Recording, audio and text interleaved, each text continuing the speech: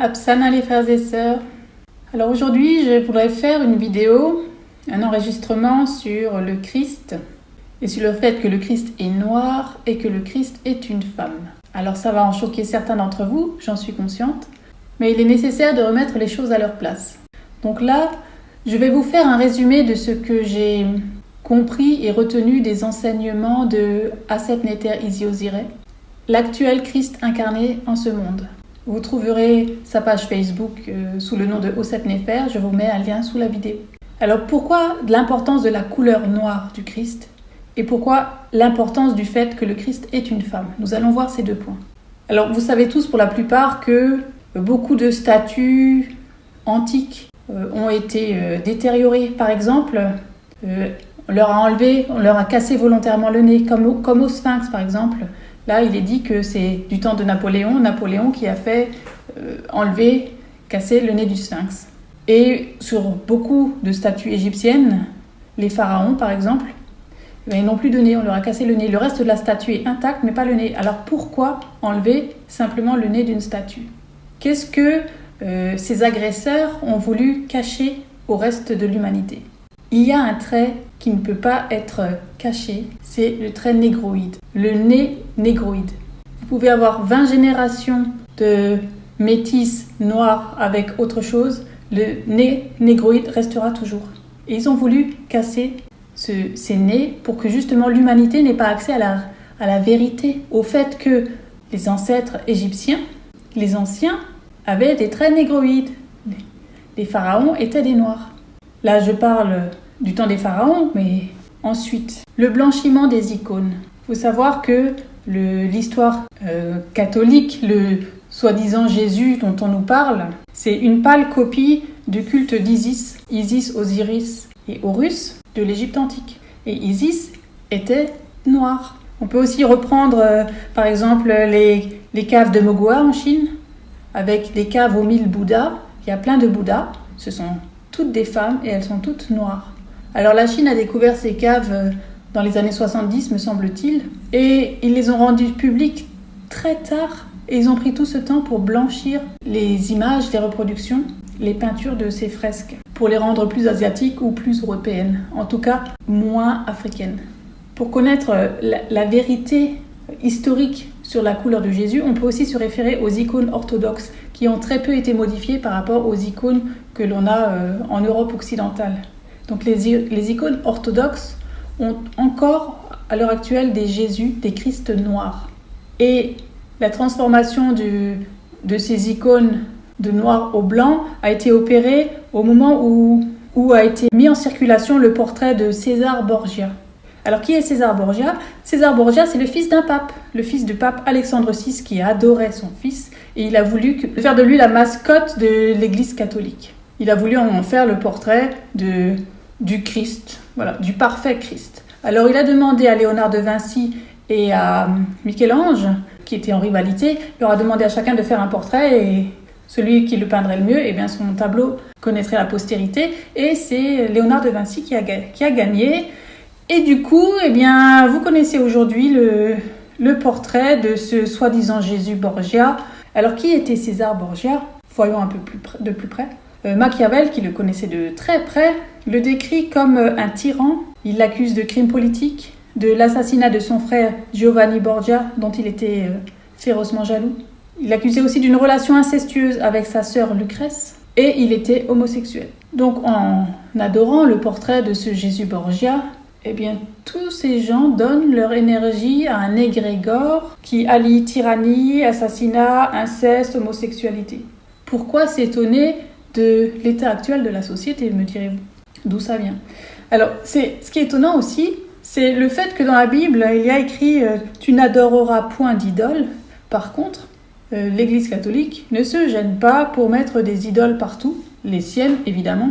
Et donc l'Église, c'est faites ce que je dis, mais pas ce que je fais. Donc de ces idoles, il y en a partout. Entre les Jésus Borgia, les Marie Blanche et tous les saints, etc. On ne sait plus où regarder, il y en a tellement.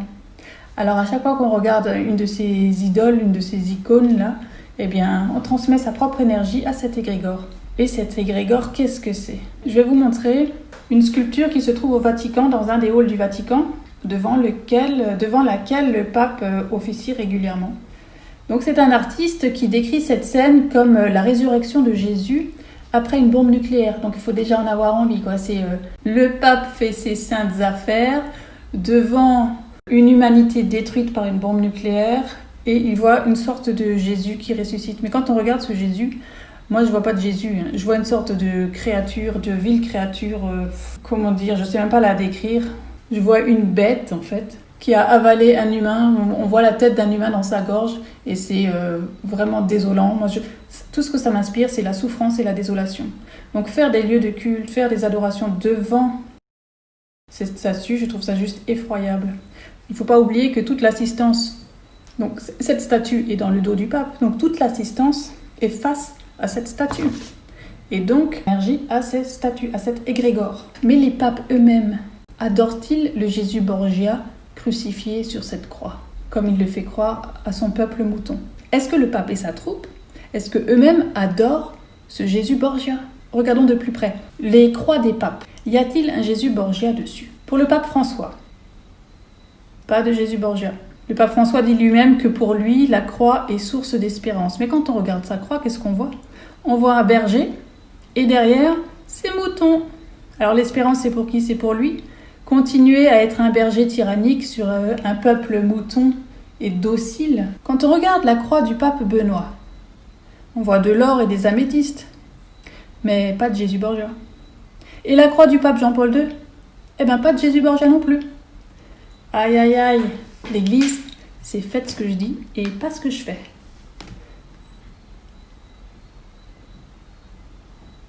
Et encore une chose, de quelle couleur était ce Jésus?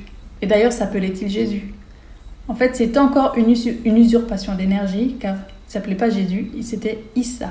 Et dans la Bible, c'est noté que sa tête, avec ses cheveux blancs, est comme la laine blanche. Donc ça, c'est Apocalypse, chapitre 1, verset 14. Sa tête, en parlant de Jésus, avait des cheveux blancs, elle est comme de la laine blanche. Alors, est-ce que vous connaissez beaucoup de blancs avec des cheveux comme de la laine? Moi, j'en connais pas. Les seuls êtres humains que je connais avec des cheveux comme de la laine, ce sont les humains avec la peau noire.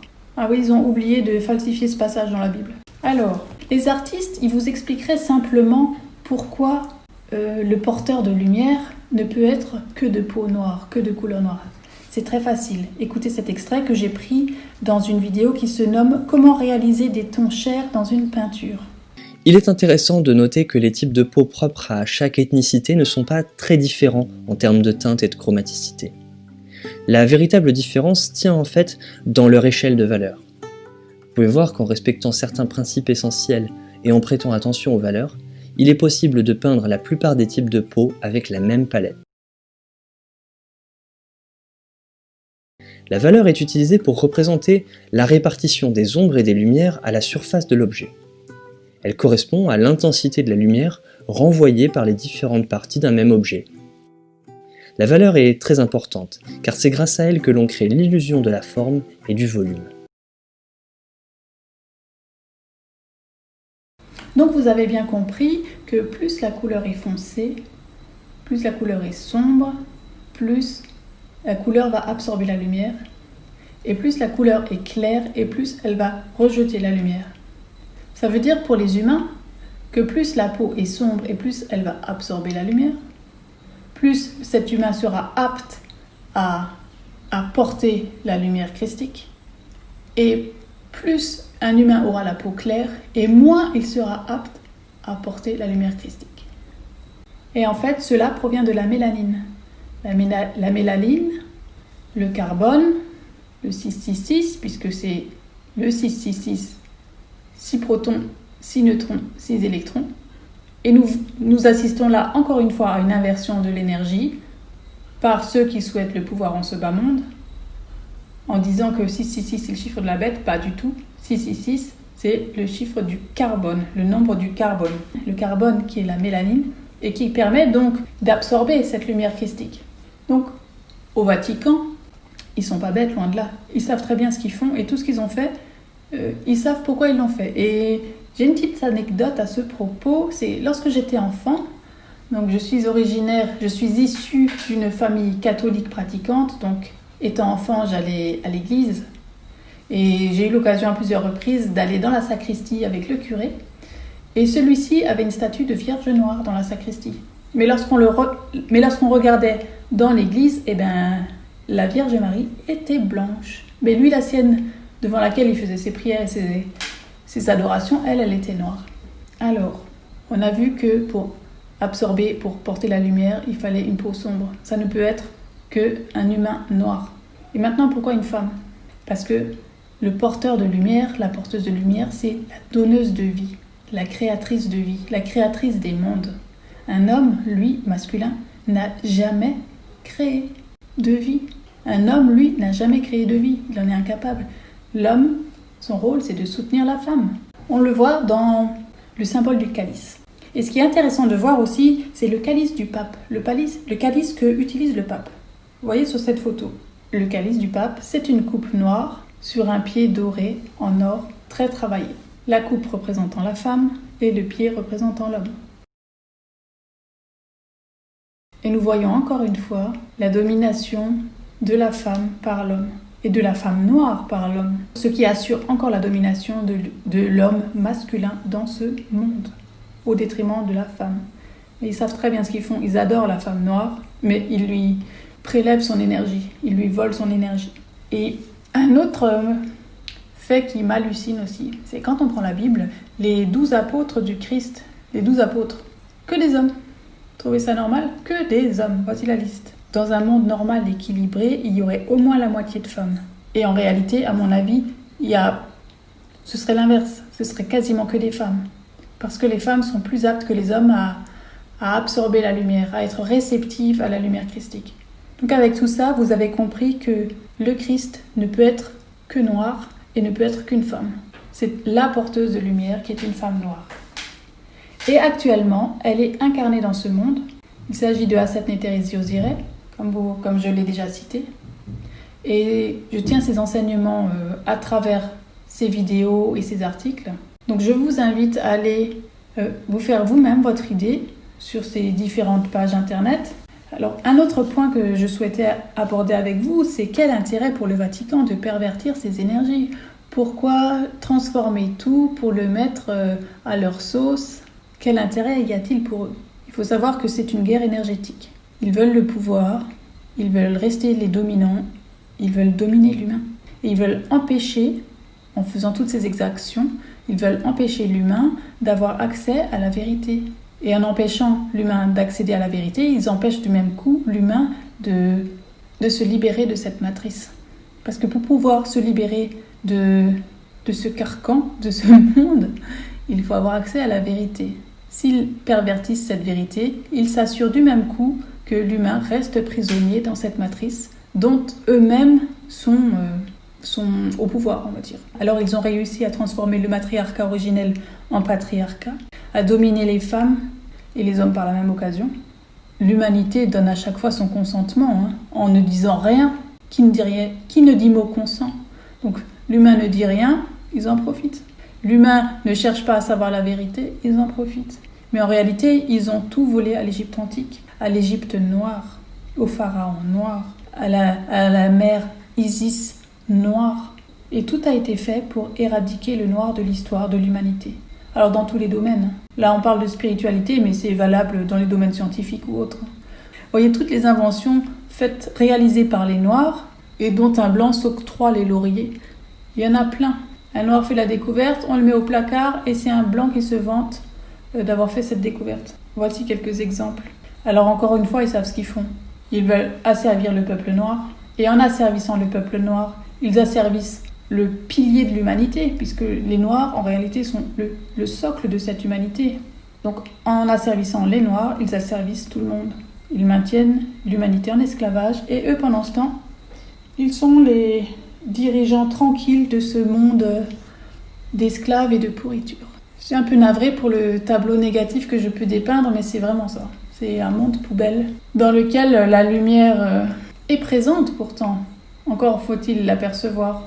Eh bien, j'espère que cela vous aura intéressé. Je vous invite à regarder les liens sous la vidéo et je vous dis à très bientôt.